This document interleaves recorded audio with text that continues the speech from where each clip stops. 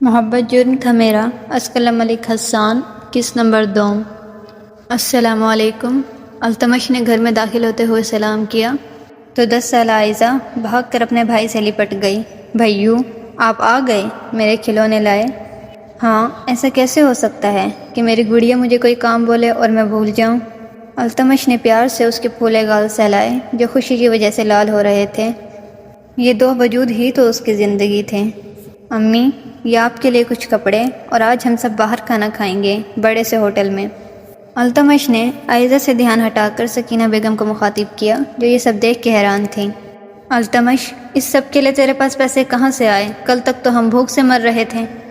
امی، چھوڑیں یہ سب، جہاں سے بھی آئے آپ بس کپڑے تبدیل کریں، اور آج سے ہم سب اس خستہ حال گھر میں بھی نہیں رہیں گے۔ نہیں، میں کہیں نہیں جاؤں گی جب تک تو مجھے سچ نہیں بتائے گا۔ ماں تھی آخر، جس نے دنیا دیکھی تھی، فکر مند تھی کہ اس کا بچہ کسی غلط کام میں نہ پڑے۔ امی، التمش ان کے پیچھے گیا جو اندر کمرے کی جانب بڑھ گئی تھیں۔ التمش ان کے قدموں میں بیٹھا اور ان کے گھٹنوں پر ہاتھ رکھے کہنے لگا، امی، مجھے آج نوکری ملی ہے، ایک سیٹ نے مجھے اپنے پاس کام پہ رکھا ہے اور اسی نے مجھے یہ پیسے دیے ہیں۔ اچھا، کیا کام کرتا ہے تو اس کے پاس؟ سکینہ بیگم نے پوچھا۔ کچھ خاص نہیں، باہر کے ملک میں کچھ سامان بھیجتے ہیں، بس وہ حفاظت سے پہنچانا ہے مجھے۔ التمش اصل بات نہ بتا سکا کہ وہ اسمگلنگ اور کرائم کی دنیا میں قدم رکھ چکا ہے۔ بہرحال سکینہ بیگم اس جواب سے مطمئن ہو گئی۔ اس دن اس نے ہوش کی دنیا میں قدم رکھتے پہلی رات خوشی سے گزاری اور اپنی ماں اور گڑیا کو خوش دیکھا۔ غلط کہتے ہیں لوگ، پیسہ خوشیاں نہیں خرید سکتا۔ اس نے خریدی تھی خوشیاں کاغذ کے چند ٹکڑوں سے، لیکن اپنے ذات کے ٹکڑے کر کے، التمش کو دفن کر کے، کاس کو اجاگر کر کے۔ وہ رات اس نے سکون سے نرم بستر پر سو کے گزاری، لیکن شاید مقدر کے کانٹے پیچھا نہیں چھوڑتے، لیکن اس نے سوچا تھا کہ اسے اپنی ماں اور گڑیا کو اس سب سے دور رکھنا ہے۔ اگلے دن جب کاس بنگلے پہنچا تو رانا اسرار کو لان میں پریشانی سے ٹہلتے دیکھا اور ان کی طرف بڑھا جو سخت پریشان نظر آ رہے تھے۔ کیا بات ہے سر، آپ پریشان لگتے ہیں؟ التمش نے رانا اسرار کو مخاطب کیا۔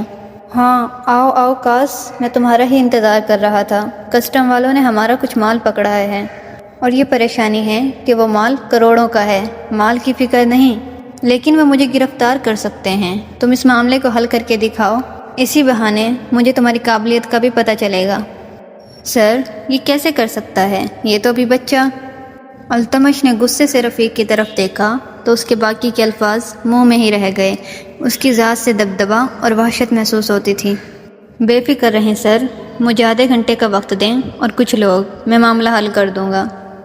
دیے تمہیں آدمی اور وقت، جاؤ کر دکھاؤ کاس، مجھے یقین ہے تم پر۔ رانا اسرار کو پہلے دن ہی اس لڑکے میں جو دکھا تھا، آج اس کے لفظ وہ ثابت کر رہے تھے۔ یہ سنتے ہی کاس باہر کی جانب نکلا اور گاڑی میں اپنے ساتھ چند آدمی لیے بیٹھا۔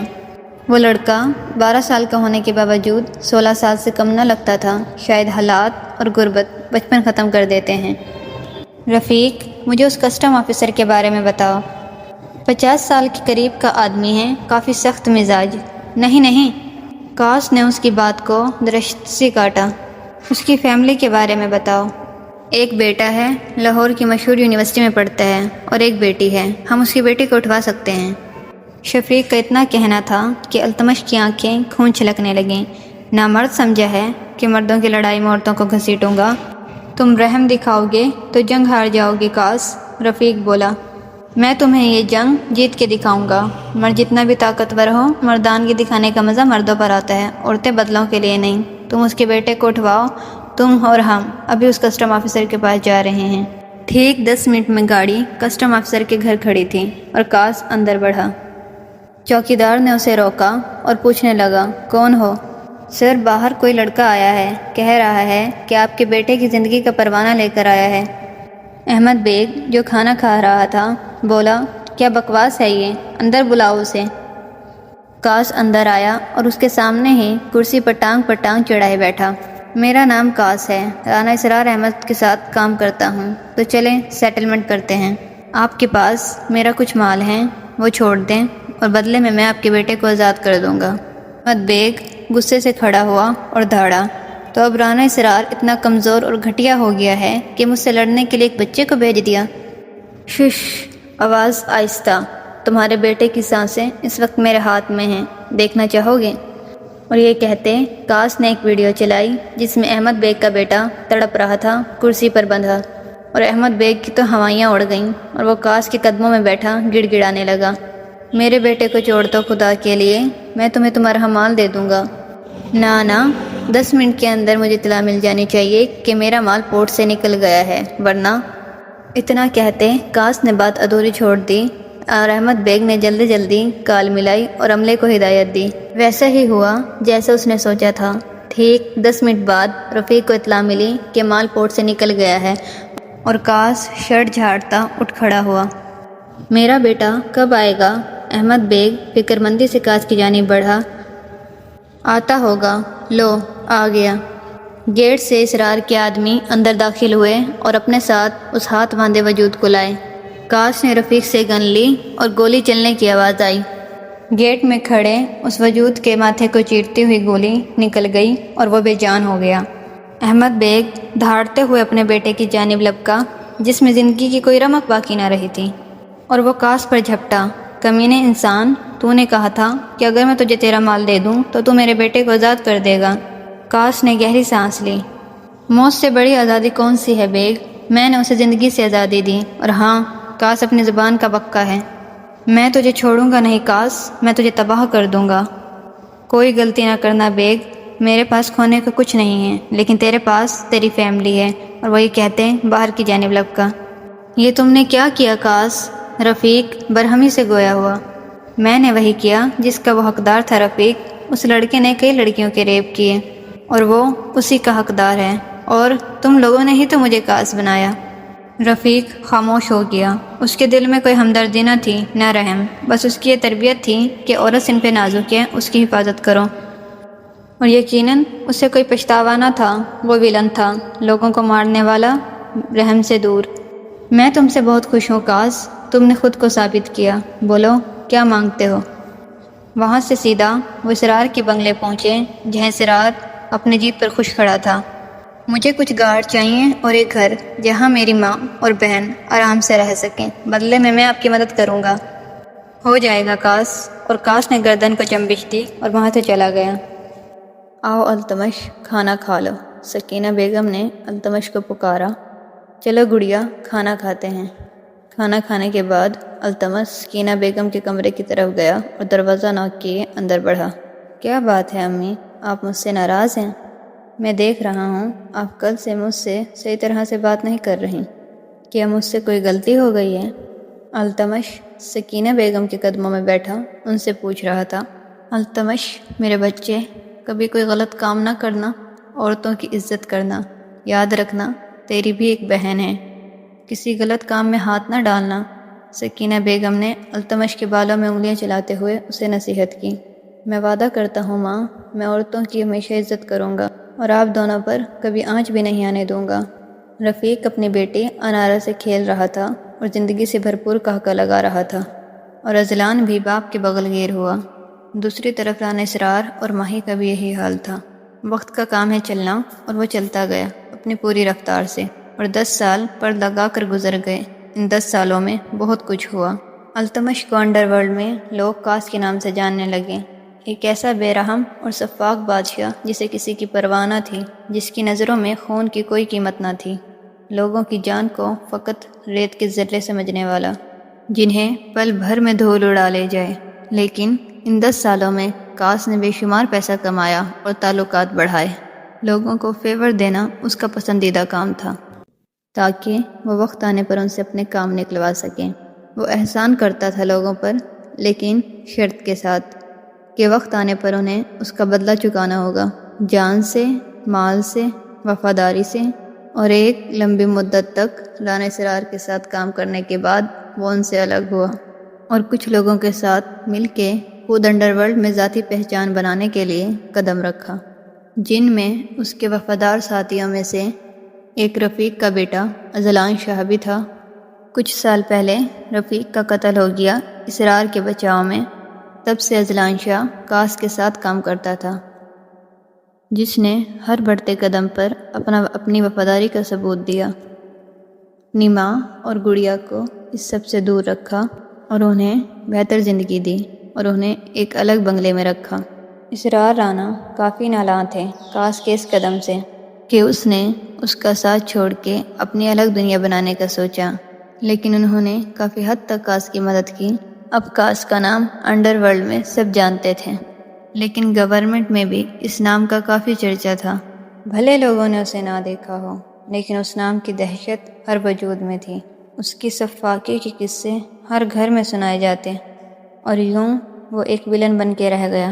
کاس کا کام سمگلنگ تھا، ہیرو اور سونوں کی سمگلنگ۔ اس کے علاوہ مرڈر، گینگ وار اور اسلحے کی خرید و فروخت میں کاس کے نام کا سکہ چلتا تھا۔ زیادہ لوگوں نے اسے دیکھا نہ تھا، مگر جس چیز پر کاس کے نام کی مہر ہوتی وہ بلا جھجک اسے خریدتے، اور یوں ہی وہ جرم کی دنیا کا ایک برانڈ بن گیا جس نے یہاں تک پہنچنے کے لیے ہزاروں لاشیں بچھائی۔ کاس نے سمجھ لیا تھا کہ رحم کرنے والے کمزور ہوتے ہیں اور کمزوری انسان کی موت ہے۔ وہ اکثر کہتا تھا، رحم صرف اللہ کی صفت ہے اور یہ اسی کی چادر ہے اور اسی پر سجتی ہے، انسانوں کا اس سے کوئی تعلق نہیں۔ اور یوں ہی موت کی سیڑھیاں بناتے اس نے سلطنت قائم کی جس کو مٹانے کی طاقت کسی میں نہ تھی۔ اور آج وہ 12 سالہ سہما ڈرا ہوا لڑکا ایک نہ ختم ہونے والا ڈر بن کے لوگوں کے دلوں میں بیٹھ چکا تھا، جس کی جوانی اب عروج پر تھی۔ اس کی کالی گہری آنکھوں سے خوف آتا تھا، لوگوں کو اس کی آنکھوں میں دیکھنے سے وحشت ہوتی تھی، اور آج وہ انڈر ورلڈ کا سرتاج تھا۔ التمش بیٹا، کہاں اتنا مصروف رہتا ہے؟ ہفتہ بھر تیری شکل دیکھنے کو ترس جاتی ہے تیری یہ بوڑھی ماں۔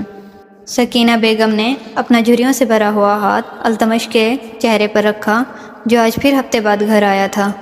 بھلے وہ ہفتے کے 6 دن کاس بن کے رہتا، لیکن ایک دن وہ التمش بن کے گزارتا۔ وہ اپنی ماں کے سامنے بیٹھا، آج بھی وہی معصوم التمش ہی تھا۔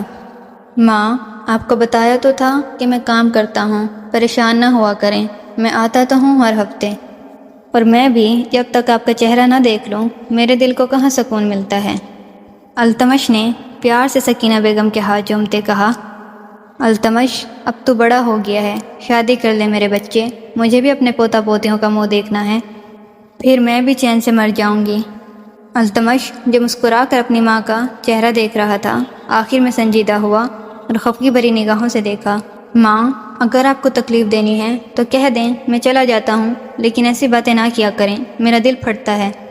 تو کر لے میرے بچے شادی، پھر تیری بہن کی بھی کر دے، اور میں اپنے فرض سے سبق دوش ہو جاؤں۔ میں ابھی شادی نہیں کروں گا ماں، اور جہاں تک بات گڑیا کی ہے تو اس کے لیے بھی کوئی اچھا سا رشتہ ڈھونڈوں گا، لیکن وقت پر۔ گڑیا بھی بہت چھوٹی ہے، وقت آنے پر دیکھا جائے گا، آپ ابھی چھوڑ دیں ان باتوں کو۔ التمش جو بات کر رہا تھا، بات ختم کر کے ماں کی طرف دیکھا، جن کا چہرہ آنسوؤں سے تر تھا، اور پریشانی سے ان کے پاس آیا۔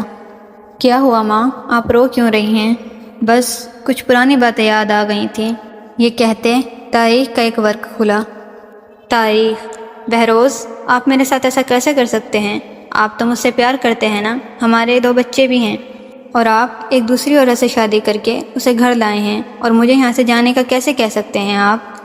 مجھے تم سے کبھی محبت تھی ہی نہیں سکینہ، تم تو فقط ایک بوجھ تھی مجھ پر، محبت تو مجھے اب ہو رہی ہے آفرین سے۔ بہروز نے یہ کہتے ساتھ کھڑی عورت کی طرف اشارہ کیا جس کے چہرے پر چالاکی نمایاں تھی۔ اور ہمارے بچے، ان کا کیا ہوگا؟ بچے؟ ہنو، آفرین بہت جلد میرے بچے کی ماں بننے والی ہے، اور تم نکلو یہاں سے، مجھے تمہاری کوئی بات نہیں سننی، پتہ نہیں یہ میرے بچے ہیں بھی یا نہیں۔ ہنو۔ سکینہ بیگم جو اب تک آنسو بہا رہی تھیں، اس بات پر بہروز کے منہ پر پوری شدت سے تھپڑ مارا۔ مجھے جو مرضی کہہ بہروز، لیکن میرے کردار پر انگلی اٹھائی تو ہاتھ کاٹ دوں گی۔ تو گھٹیا عورت، نکل ابھی یہاں سے، میں اپنے پورے ہوش و حواس میں تجھے طلاق دیتا ہوں، طلاق دیتا ہوں، طلاق دیتا ہوں، نکل جا یہاں سے۔ بہروز نے اتنا کہا اور سکینہ کو بچوں سمیت گھر سے باہر نکال دیا۔ التمش اس وقت 8 سال کا تھا، جبکہ آئزہ 4 سال کی تھی۔ سکینہ بیگم اپنے بچوں کے لیے اپنے آبائی گھر چلی آئیں، جہاں لوگوں نے طرح طرح کی باتیں سنائیں۔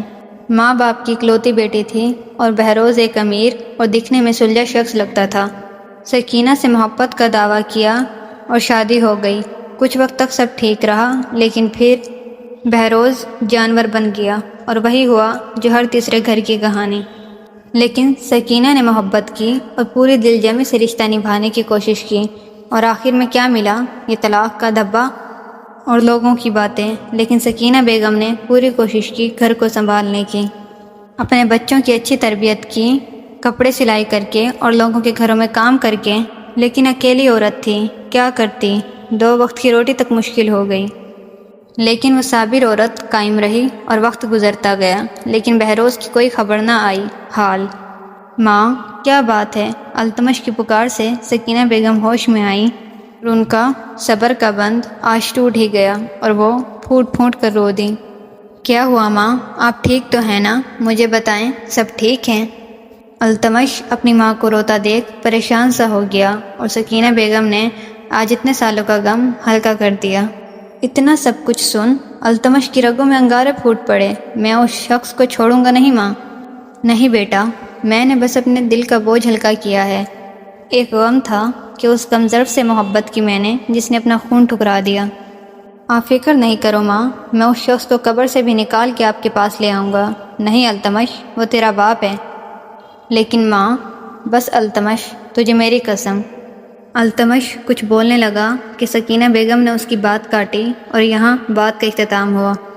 بھائیو، آپ کب آئے؟